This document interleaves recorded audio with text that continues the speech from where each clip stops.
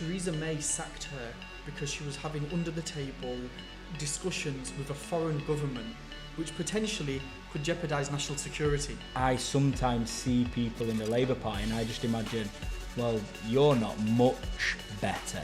I'm saying to everyone who's listening on the podcast as Yeah, well, yeah. hello everyone, Yeah. don't take my word for it, go away, Google Yeah, it. research. Anything that's said today, obviously feel free to Go away and research it. hire elitists and all the rest of it. They've got all the money, all the power. And I just think, how much, control can us normal people have? It's the fault of the migrants, or it's the fault of the foreigners. But it seems to me that Labour-controlled councils have had more money cut from their budgets. Do you want to be Prime Minister one day? Do you think one day we will have a Muslim PM? Where Muslims have, they're taking over. If he fucks up here, Yeah. then all the Muslims will be just like, they'll fuck up as well, just like No, it. I hope everything you've said here is true.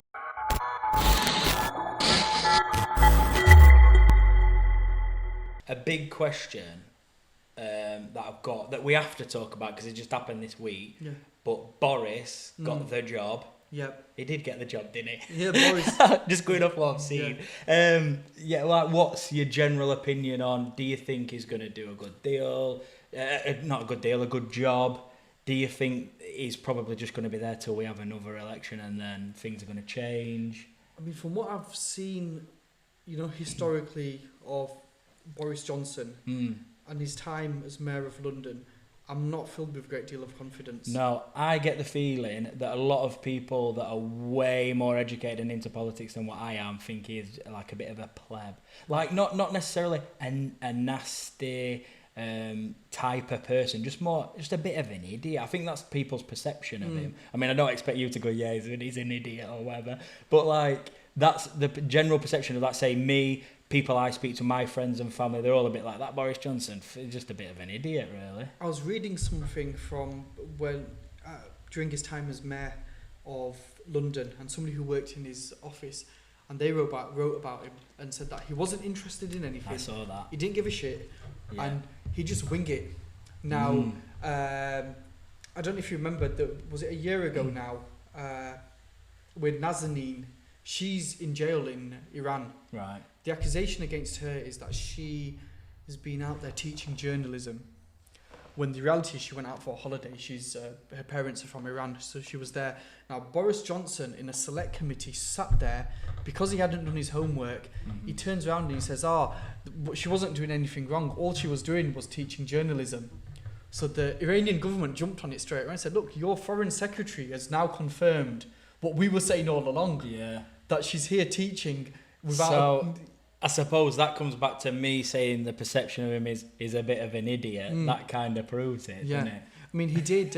He tried to take the credit for, the bikes, what are now called the Boris bikes, which were the Barclays bikes. Oh, yeah. In London, that was the previous mayor who set that up. Programs like this take years and years to develop, deliver, and he took the credit for that.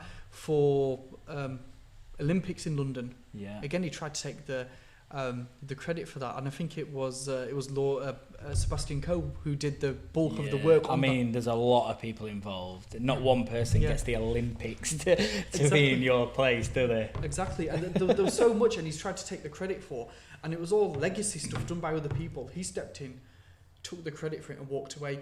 To sum somebody up, when there was the vote going through on Heathrow Airport to expand Heathrow Airport to build Terminal 3. He said, I'll lay down in front of the bulldozers and whatever, and I'll stop it from happening. And conveniently, during the day the vote was going to happen, he flew out somewhere, and he wasn't in the country. So he didn't have to vote for it or vote against it, because then he would have been committed. Yeah. So he gives the talk, and he does all of it, but he doesn't deliver. Yeah. His first few days in office, what's he done? He's appointed Priti Patel. Right. Theresa May sacked her because she was having under-the-table discussions with a foreign government which potentially could jeopardise national security. Right. Is that definitely That's true? Fact. It's fact. It was in the media, it was reported, and she was sacked or she resigned, I don't know which way around it was, on the basis of that. She was having, as the foreign secretary or foreign minister, whatever she was, she's meant to have somebody from that office with her at these meetings, taking notes about what was discussed. She did. And she did it in a way where, I'll go on a holiday and I'll just go meet these other politicians and we'll discuss what needs to be discussed. And when it got leaked and when it came out in the media, she had to go. And I can't remember if she was sacked or if she resigned, but it was one of the other. Who else? I mean, you can go through the whole list, can't you, of the people that he's reappointed. The guy who leaked all the stuff about our, communication infrastructure. Yeah. Who leaked it recently, so he had to go. He's reappointed him. He's breached national security. He's leaking stuff about our communication infrastructure. And he's got sacked, and Boris Johnson has now brought him back in. Is that good judgment? Is that good? It doesn't sound it to me. It doesn't sound it. No, and with this stuff, I'm saying to everyone who's listening on the podcast as well, hello everyone, don't take my word for it. Go away, Google research. Anything that's said today, obviously feel free to go away and research it. It's out there. It's in, and it's not in some like conspiracy theory, dark corner of the web. It's mainstream stuff. You can go away and you can read up about all this stuff.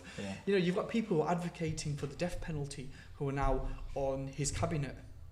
Yeah. Okay, now. And when challenged and saying, look, how about the miscarriages of justice, where people who now we know were innocent and they've been released. If the death penalty had been in place, they would have been killed. And her response to that was, well, it acts as a good deterrent, killing people. And I mean, for that to again go watch it. It was on Newsnight, and Ian Hislop. Yeah. Who's on Have I Got News for You? And he does other stuff. He's the one who challenged her on this, and it's there. You can hear her response to it. She said, it's a good deterrent. People being killed. You think, what the fuck? What planet are you on? What planet are you on, man? Come on. And the one that sums it up for me is Jacob Rees-Mogg.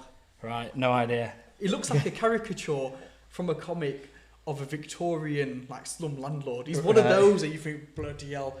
He's now been appointed leader of the House of Commons. Somebody who, he had a nanny. He still has his nanny, even though he's 50 odd years old. His nanny is now his kid's nanny.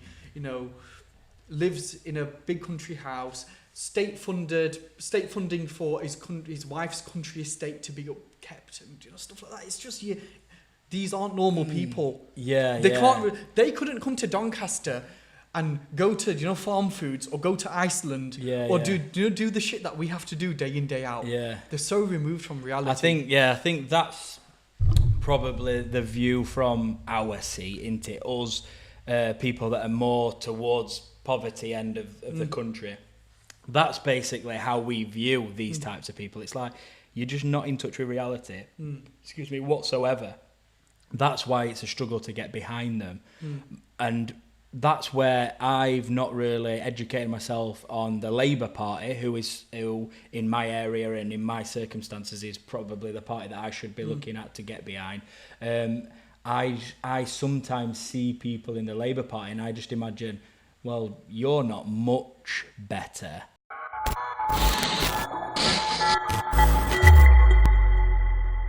That's all they've ever known. Loads of money from the CIA, they've got shitloads of weapons.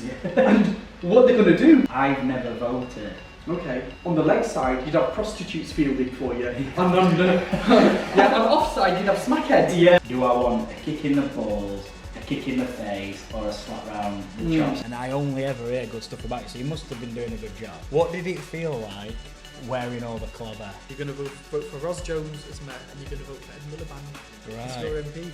Well, we'll see. Politicians are real people. It's not always what you see on TV. Historically, of Boris Johnson and his time as Mayor of London, I'm not filled with a great deal of confidence, and said that he wasn't interested in anything. I saw that. He didn't give a shit, and he'd just wing it. I suppose that comes back to me saying the perception of him is a bit of an idiot. That kind of proves it, doesn't it? Well, it acts as a good deterrent, killing people.